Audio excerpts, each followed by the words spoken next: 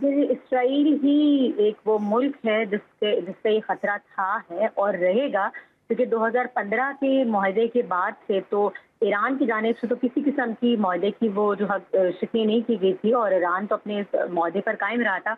लेकिन किसने दोबारा से हमला और करने की जरूरत की, किसने मुआहदे को ब्रेक किया, किसने जो है वो दोबारा से नौबत यहाँ तक पहुंचाई, वो इसराइल है। और अब चूंकि इसराइल के डायरेक्ट दस्तखत भी नहीं है, डायरेक्ट मुआहदे का हिस्सा भी नहीं है, तो इसराइल की जानिब से खतरा तो सर पर मंडलाता रहेगा। लेकिन इस बात में भी कोई दो राय नहीं कि इसराइल अकेला कुछ नहीं कर सकता। ईरान वो अमेरिका की मदद के बगैर इसराइल ने पहले कुछ किया था। 10 साल में उसने कितनी कोशिश की, 10 साल से पहले भी बुश से, ओबामा से, जो बाइडन तक कितनी बार इसराइल ने कोशिश की कि अमेरिका की पुष्पनाही हासिल करके जो ईरान के ऊपर हमला करे। बराक ओबामा ने तो सफारती ताल्लुकात मजीद बेहतर किए थे ईरान से।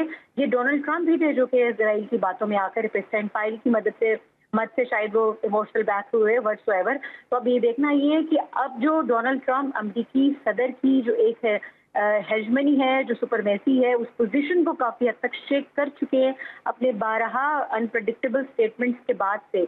और मैं कहती हूँ कि ये आने वाले अमेरिकी सदूर के लिए भी उन्होंने जो काफी मुश्किलात खड़ी कर दी हैं कि अमेरिकी सदर का बार बार ऐसे बयानात देना जिससे खुद डेमोक्रेट्स और जिससे खुद पेंटागन इत्तेफाक नहीं करता है, तो यूएस प्रेसिडेंसी को काफी जो धचका डोनाल्ड ट्रंप की अनप्रेडिक्टेबल स्टेटमेंट से सारे सिनेरियो में पहुंचा है।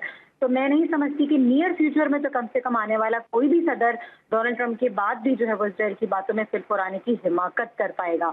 इसराइल अकेला अमेरिका के बगैर ये दोबारा से कदम उठाने की जरूरत नहीं कर सकता है, मगर बजाते खुद इसराइल से कोई वईद नहीं है कि वो दोबारा ऐसा करेगा। उनका जो ग्रेटर इसराइल का ख्वाब हमने देखा कि इन 2 महीनों में भी नेतन्याहू की जानिब से एक ऐसा बयान सामने आया कि मैं रहूं ना रहूं, ग्रेटर इसराइल का ख्वाब जरूर पूरा होगा। So what does it mean कि मतलब वो अपने उस बात पर डटे हुए हैं कि वक्ती हार तो वो किसी ना किसी तरीके से डायरेक्टली मान रहे हैं, तस्लीम कर रहे हैं कि फिलहाल हम नहीं कर सके अपना वो ख्वाब पूरा, लेकिन आने वाले वक्त में हम ग्रेटर इसराइल का ख्वाब जरूर पूरा करेंगे।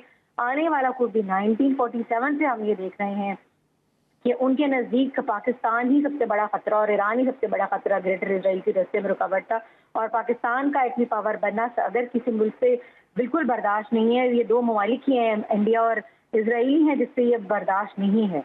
तो इसराइल की जो लॉबी है, जो मैनिपुलेशन है, अभी भी देखें सिनेरियो में इसराइली लॉबी ने अपने कितने पैसे लगाए, कितने रिपब्लिकन्स को खरीदने की कोशिश की, अमेरिकी सियासत में अपना रसूख बढ़ाने की कोशिश की कि किसी तरह दोबारा 10-12 रोज की जंग की जाए और ईरान का वो नुकसान किया जाए जो कि उनके ख्याल से होना चाहिए था और नहीं हुआ। 13,000 के टारगेट ज्यादा करने के बावजूद भी, उनके इंफ्रास्ट्रक्चर को, स्कूल और हॉस्पिटल्स को तबाह करने के बावजूद भी जो है वो ईरान का वो नुकसान नहीं कर पाए, बल्कि और स्ट्रॉन्ग कर दिया। ईरान की उन जहां से मिसाइल दागे जा रहे थे उन आप तो ठिकानों तक ही नहीं पहुंच सके जो पहाड़ों में छुपे थे, ठीक है। और ईरान को जो स्ट्रेट ऑफ हॉर्मज़ का स्ट्रेटेजिक बैकलन आपने पकड़ाया, आपके तो वहम गुमान में भी नहीं था कि ईरान उस सिफारती हथियार से इस तरह से खेलेगा। ईरान और विजिलेंट हो जाएगा। वो स्ट्रेट ऑफ हॉर्मज़ जो पहले भी खुली हुई थी वो अब भी खुल गई, तो कौन सी जीत हो गई अमेरिका की? ये जो कह रहे हैं कि हमने नेवल ब्लॉकेड आपने लगाई, फिर नेवल ब्लॉकेड आपने हटाई, खुली हुई स्ट्रेट ऑफ हॉर्मज़ को दोबारा खोलकर कौन सी जीत का ऐलान कर रहे हैं? तो स्ट्रेट ऑफ हॉर्मज़ को तो बल्कि उन्होंने स्ट्रेटेजिक वेपन के तौर पर यूज किया। चाइनीज येन की पेट्रोल डॉलर से जो अगर पेट्रोल येन की तजारत शुरू होती है तो कहाँ खड़ा होगा अमेरिका?